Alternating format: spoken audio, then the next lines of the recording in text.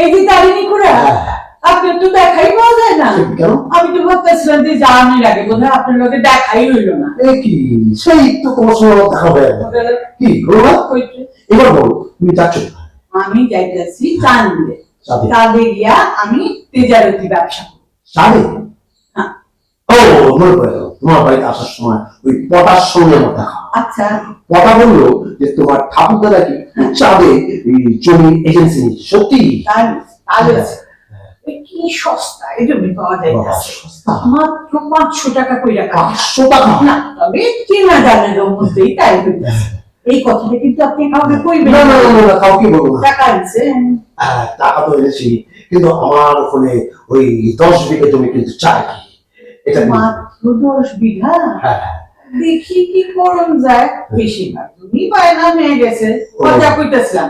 টাকা আনছেন? হ্যাঁ, টাকা তো নিয়ে এসেছি, এখন তোমার সেটা দিয়ে দেবো, কিন্তু বাকিটা আমি তোমাকে ওভার। ঠিক আছে ঠিক আছে। আচ্ছা এইবার আমার বলো, ওই চাঁদে যাওয়ার ব্যবস্থাটা কি করছো? আরে ডবল ডেকার বাসে কইরা। সে কি বাসটা হচ্ছে বলে?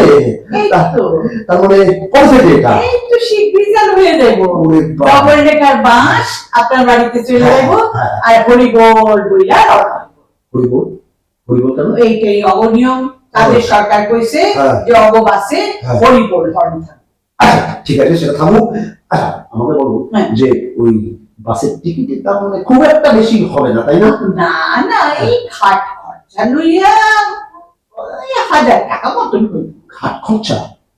সেটা কেন? এখানে ওই যে গঙ্গা আছে না, হ্যাঁ, গঙ্গা। গঙ্গা পার হইতে তো পয়সা লাগবে না? ও সত্যি কথা।